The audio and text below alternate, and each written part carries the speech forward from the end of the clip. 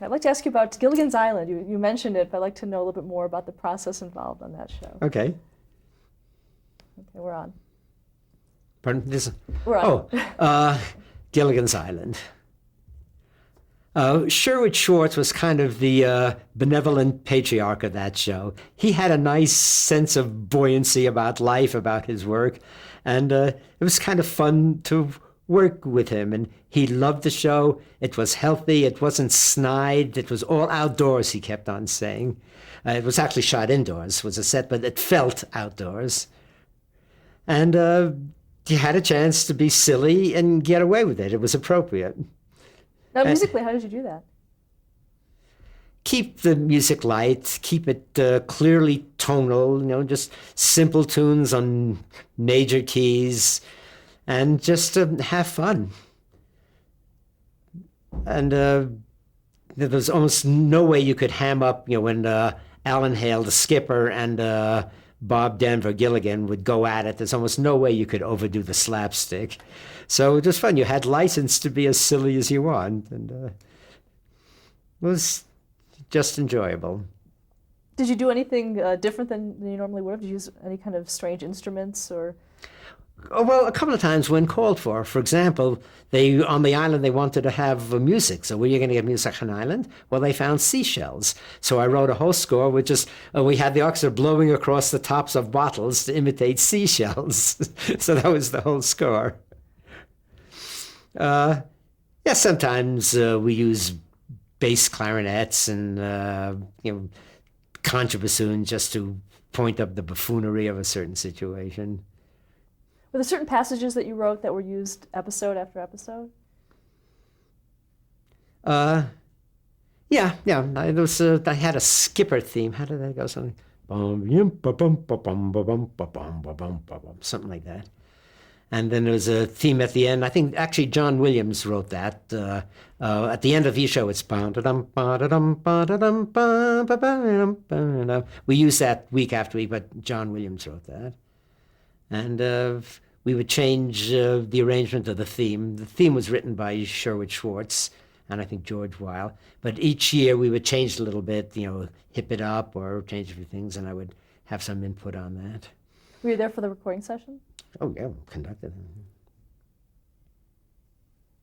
Did you write that kind of music for any other of the characters? Like the skipper's theme? Did you have one for any of the other characters? I don't think so. I'm sure I must have had one for Gilligan. And for Ginger, the sex one. Yeah, I don't remember them, but I think I did.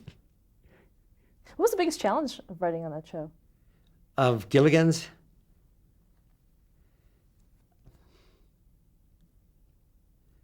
There wasn't much. There wasn't much music. You just have little bridges, so it's 5 or 6 minutes of music for an entire half-hour show. And it was easy work, and it was fun to record. And I don't think of that Gilligan's in terms of challenges. I think of it I smile when I think of it. We go there, the orchestra smiled, we just record it briefly and go home. So I don't think in terms of challenges. You also worked on the reunion films that they had. Castaways on Gilligan's Island, Return to Gilligan's Island, Harlem Globetrotters on Gilligan's Island.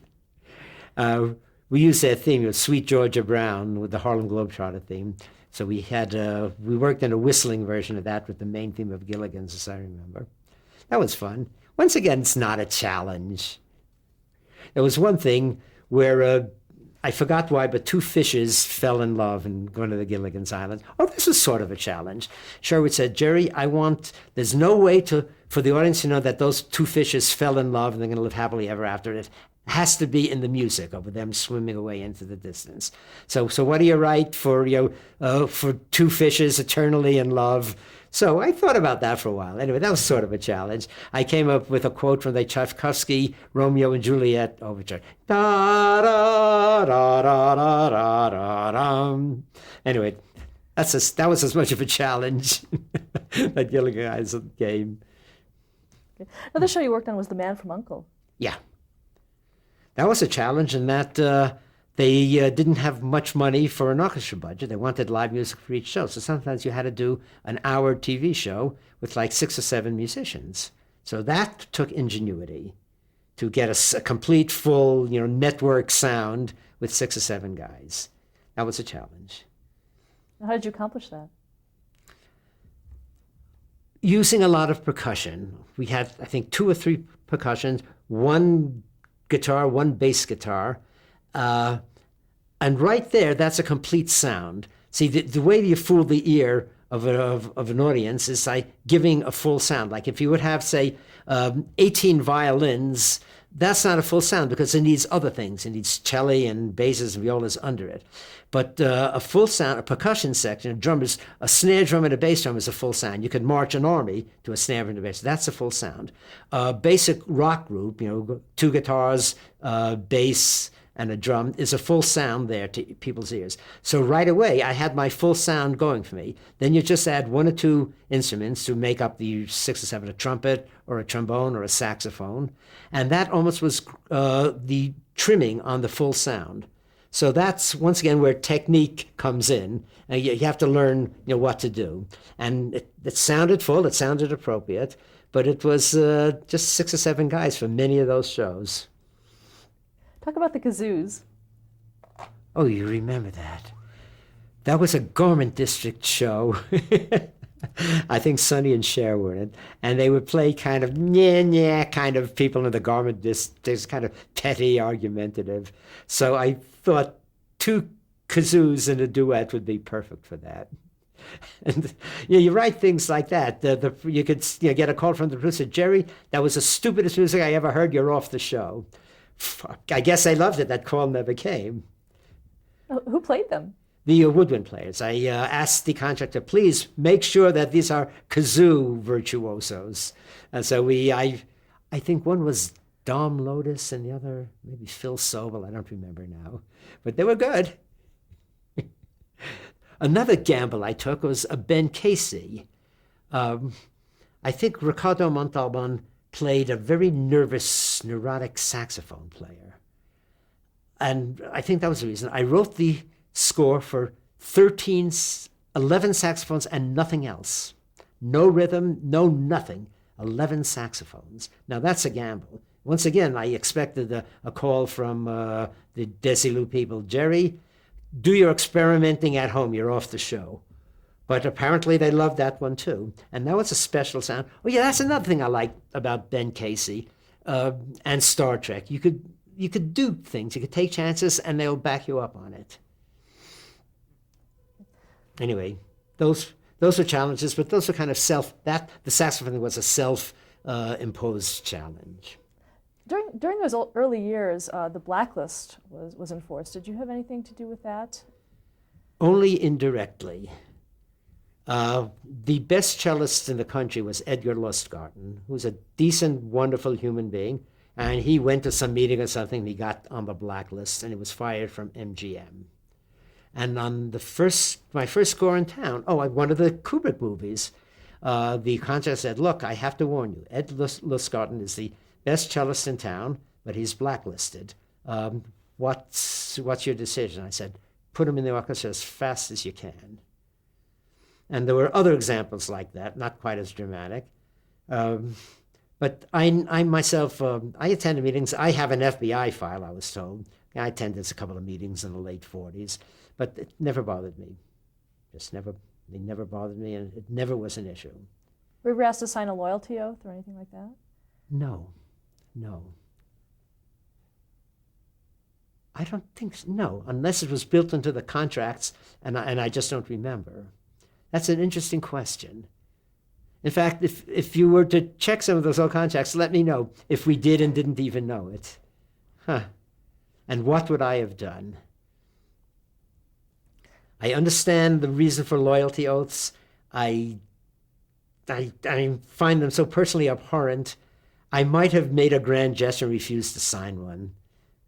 But I don't know. It's easy to say now. But when you have a family you have to support and all that stuff, it's not such an easy decision. I don't know. Let's go back to your television work. You worked on a lot of National Geographic specials. Yes. once again, that was another kind of pleasure. Serious intent, interesting subject matter, and a chance to write, once again, more interesting music. You don't have to play the same rules of composition and tonality that you do on, say, a network comedy. You could do more daring things. That was fun. Did you do a lot of research? Yeah.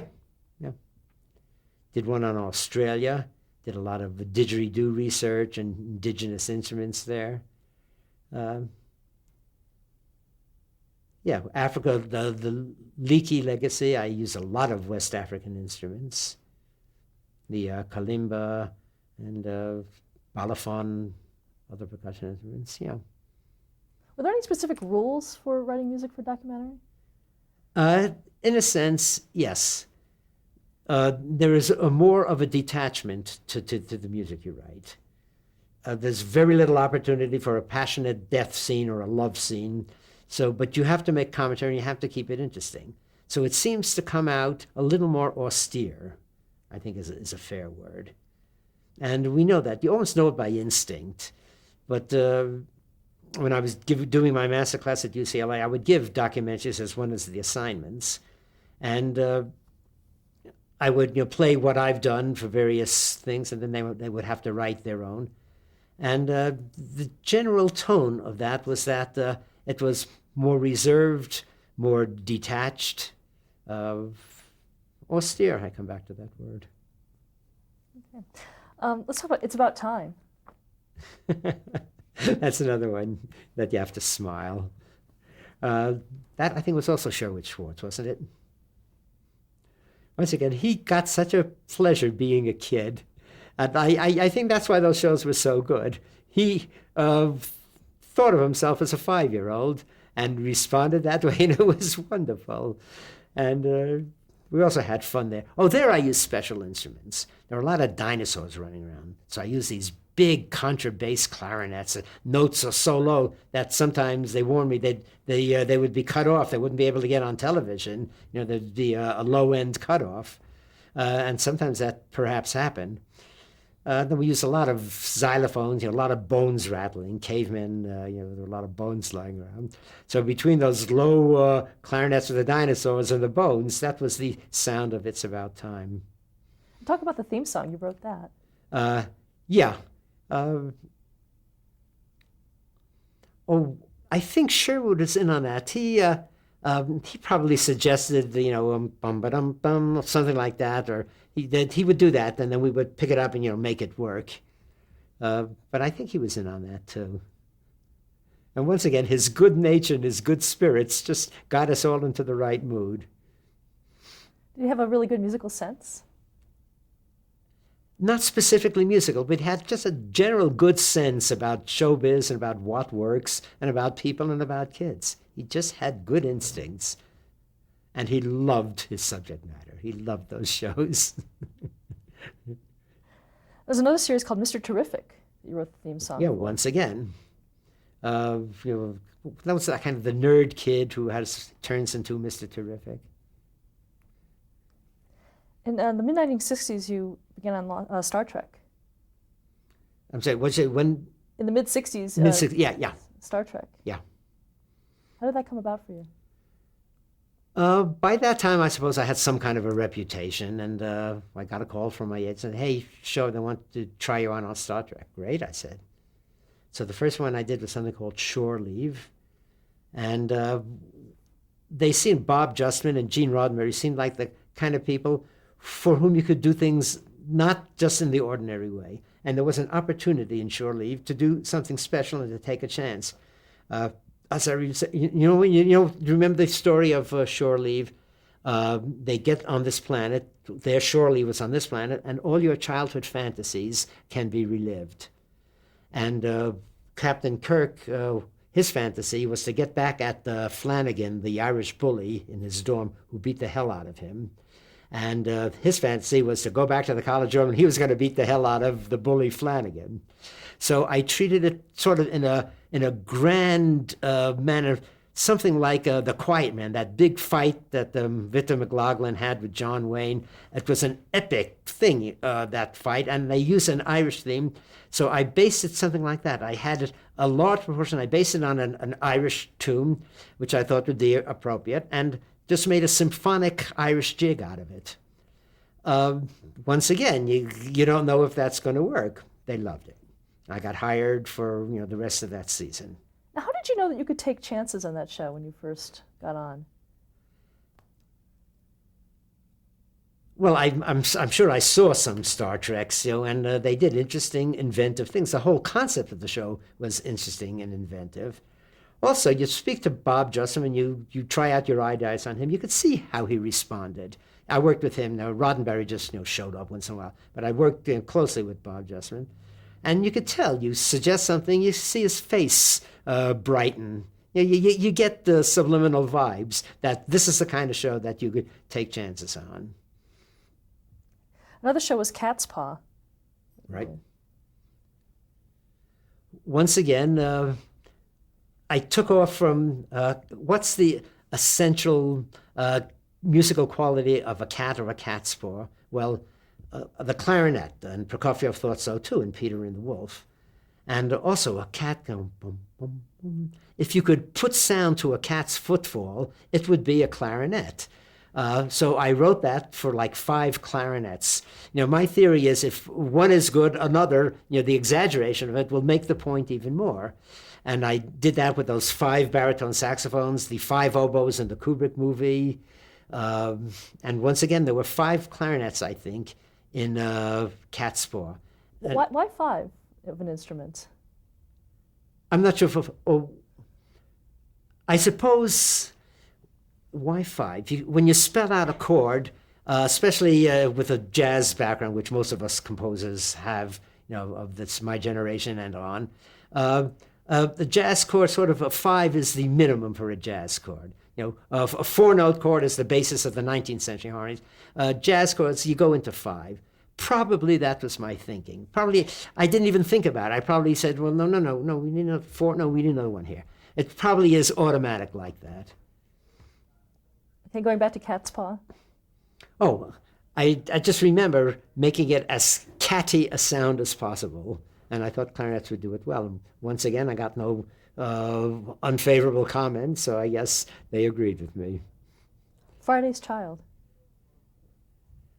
I don't remember the orchestra on that one. I'm not sure. Amok Time. Oh, okay. It was a rite. Mr. Spock had to go back to Vulcan to mate. And he lost control of himself because every 9 years or whatever it was, he goes into a mating spasm, and he had to go back. He had no control. And once it was on the planet, there was a fight he had to go through, a ritual fight. There was a processional. There was the queen, T'Pau was her name, played by Celia Lovsky. And she was a grande dame, and she was forbidding and austere. And I wrote the most austere processional music I could think of. Once again, a lot of percussion and a lot of a rigid theme, like a fanfare theme. And I wanted to make it as formal and scary as I could think to make it. And that was the basis of that theme, the Amok Time theme. Did you do any underlying things for Spock himself? Yes, as a matter of fact. Well, let me just tell an aside story. I started to get royalty checks from The Simpsons. I didn't write any music for The Simpsons. What they did was that when Bart Simpson would get angry and cross the living room or something like that, they quoted the music from Amok Time. Oh, did you know that? I didn't know. Anyways, then bum bum bum bum bum bum bum bum bum bum bum. Anyway, what did you ask me about? An underlying theme for Spock. Oh yes, for Mrs. Spock. Yes. Once again, I tried to use my dramatic chops as well as my music chops. What is the essence of Spock's character? He's not quite human, but yet there's occasionally a human quality to him. So what if I wrote a kind of a fairly tender theme, but give it to an instrument that could not possibly play romantically and tenderly, a bass guitar. Now, bass guitar is not a string bass, but just a big bass guitar, and it clunks. You play it.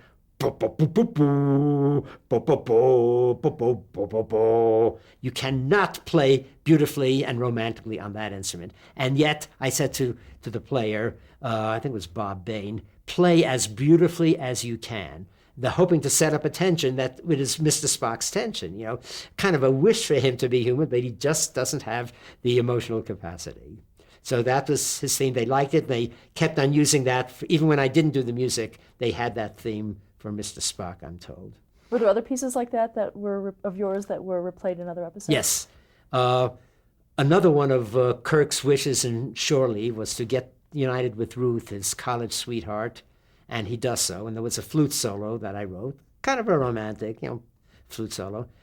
From then on, for the rest of the Star Trek series, every time Kirk had a romantic thought, I would hear that flute. Another episode was the Paradise Syndrome. Oh, yeah.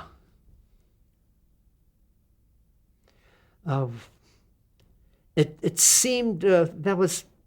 Yeah, I did some research on that. I think I used Polynesian themes or Native American themes or a combination.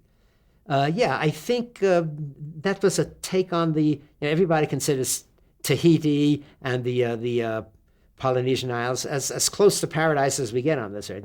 Nobody goes hungry there. If you're hungry, you reach up to a tree and pull down a piece of fruit.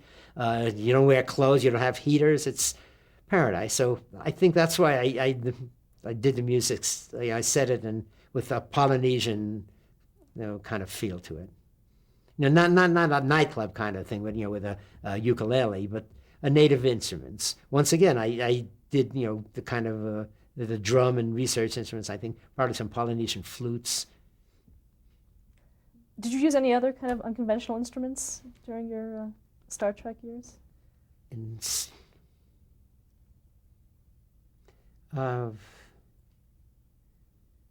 I'm sure I must have. I don't remember. I'd use a lot of unconventional instruments, like in the Roots series, the bass harmonicas and hammered dulcimers. Well, they were unconventional by studio standards. I did a series called The Man Who Never Was for television. It took place in Central Europe. So what was the essential sound of Central Europe to my ears? Well, either the zither or the cimbalom. The zither was already used in The Third Man, so I wrote for pretty much each score was a cimbalom concerto. So that's an unusual instrument. It sounds Hungarian, Back to Star Trek, did you ever use a synthesizer? Yes, yeah. By that time, we were already using, 60s. Yes, of course, yeah. They weren't these slick little synthesizers we have now. They had to unload it like the day before. The truck would come up with a whole wall full of equipment. There were tubes, pre-transistor synthesizers. And it took them like a day to set it up. And to change sounds took 45 seconds. Now you press a button. Things like that. Yeah, but it was exciting. I did a documentary for David Wolper called Birds Do It, Bees Do It. That was already the 70s, with lots of synthesized sounds. In fact, that got me my one and only Oscar nomination. That was full of, it was about insect life, insect and animal sex, so it was almost a natural for synthesized sounds. Going back to Star Trek, were there any rules about writing the music for Star Trek?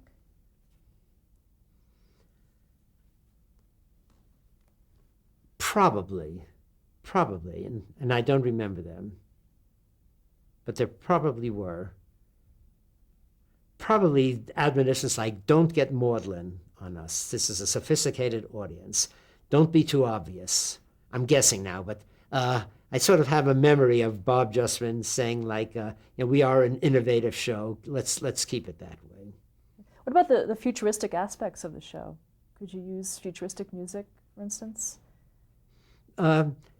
Yes, but the shows that I did, maybe just by coincidence, seemed to dwell on the human qualities, like Shore Leave, were college fantasies. a mating ritual. Well, that's not outer space. You know, human beings do a lot of mating, I'm told. So I don't remember having a lot of outer space techno kind of scenes to write for. Or maybe they hired me for those non-techno scenes, which was not bad casting, you know, because there are a lot of people who do techno synthesized stuff more fluently than I do. Did you interact with the cast at all during the time you were on Star Trek? I knew Lenny Nimoy personally. We did a movie together called Death Watch. Vic Morrow and Paul Mazursky was in it, and we got to be friends. So from that point of view, we said, hey, come on, watch this scene, or come early, or something like that. But not this part of the job, you know. There wasn't much reason for them to say, come in early, I want you to watch this scene, like a scene in a bar or at a symphony concert where a composer should be there. No. And once again, this was television. There wasn't time for such luxuries as hanging out. You see the picture, say, on a Wednesday, the following Wednesday, you're going to have to give a downbeat for an orchestra.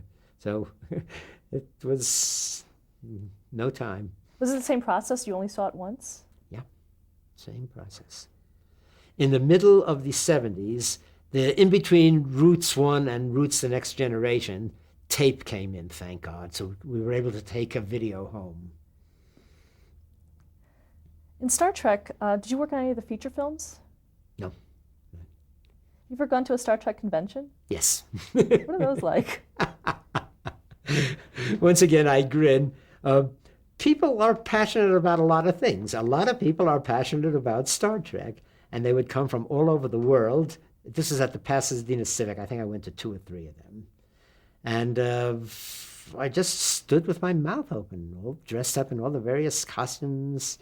And we gave concerts there. I made an oboe concerto out of 8 Star Trek themes, which I played with Jay Chataway's orchestra.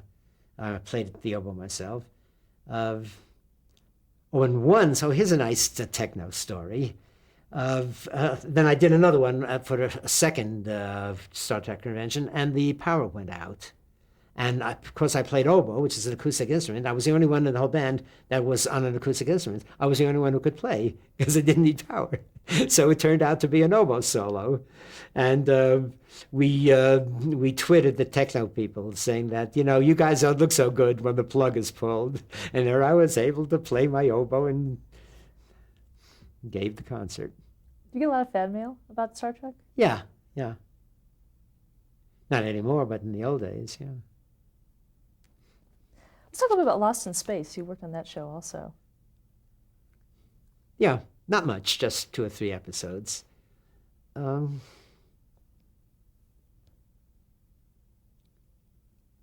That did not invite as much sophistication as, say, Star Trek.